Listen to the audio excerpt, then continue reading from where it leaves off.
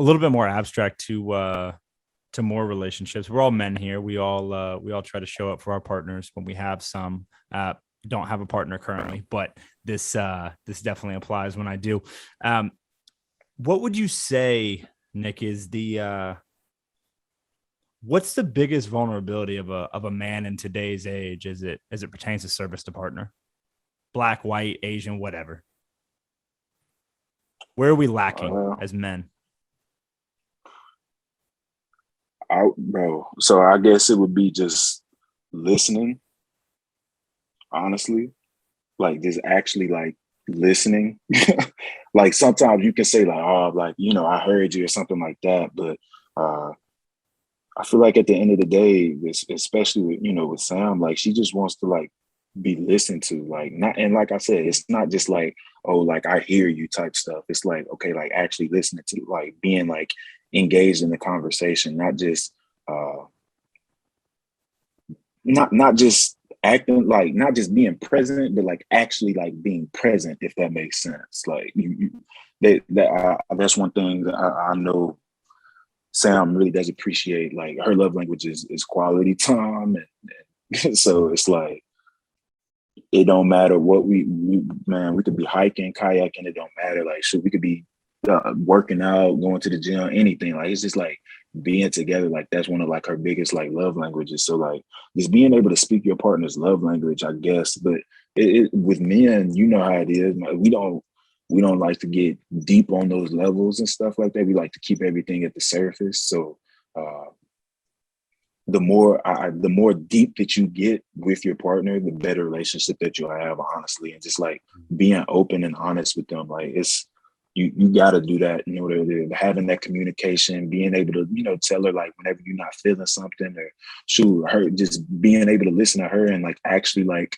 remember things. Like I know like one of like the Christmas gifts that she wants this year is a pair of Air Force Ones. You know what I'm saying? So it's like okay, like me actually, taking note of that. And if I get it, then I get it, or shoot, get a pair of J's or something like that. Like, and it can help on so many levels. Like, shoot, J's are something I feel like are big, like culturally with like Black people. Like, I feel like a lot, like my cousins and brother and everything, like they like that. He's really like huge into shopping for J's. So like being able to like actually like get her a pair of J's and like show her like, look, like I care about you. Like I'm listening to you. Like shoot, like I ain't. I'm even like bridging that gap between my family and you culturally. Like they like now they see you with the pair of J's on at the next family function. Like now they hype. You know what I'm saying? Like it's stuff like Yeah. that, man. It's just like you got to make people feel like appreciated, and that's what girls like, man. So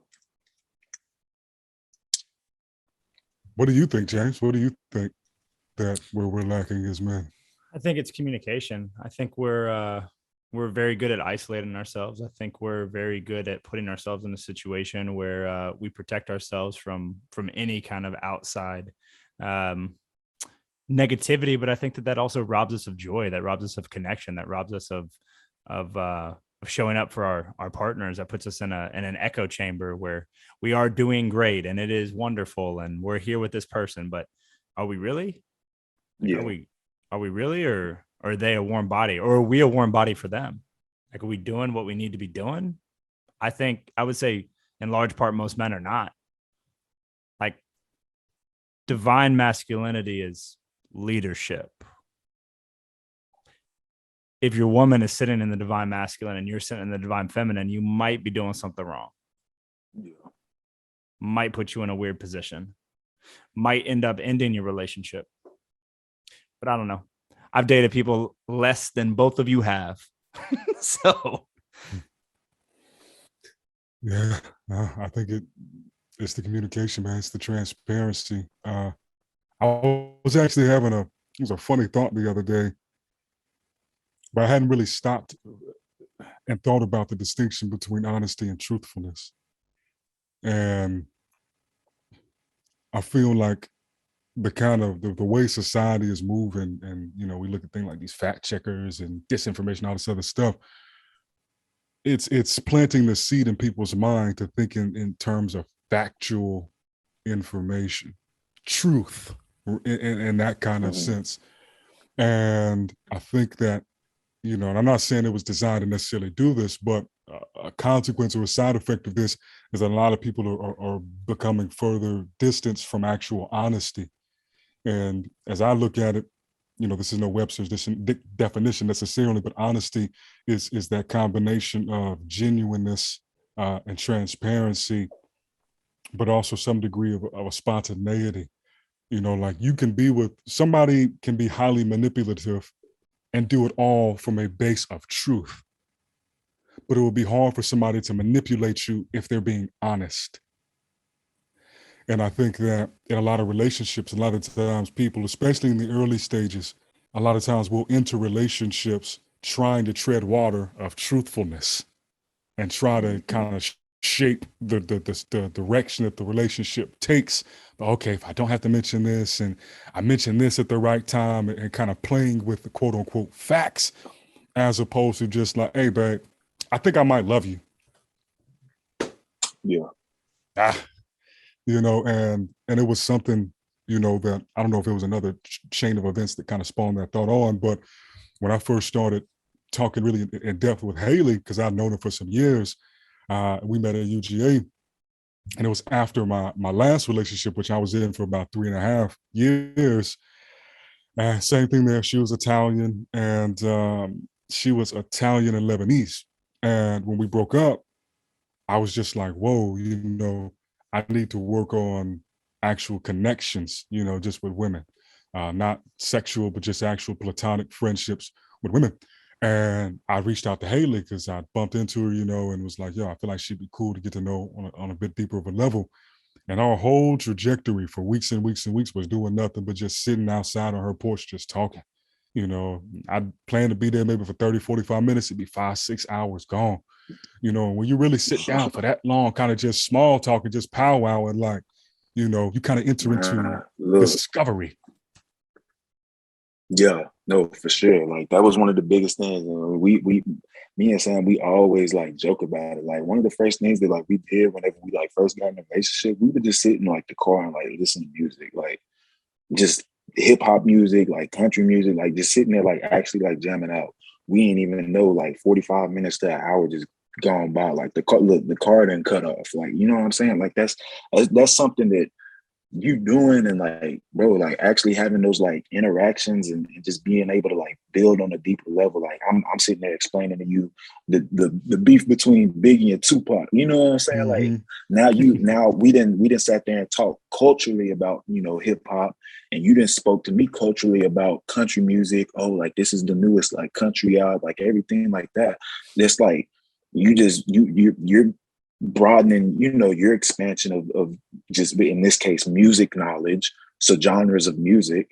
Then it goes from music to what we say like movies and everything like that. So it's just like y'all was sitting there getting deeper on the level where she's sitting there listening to hip hop. Now you sitting there listening to country outside of seeing each other, not just together.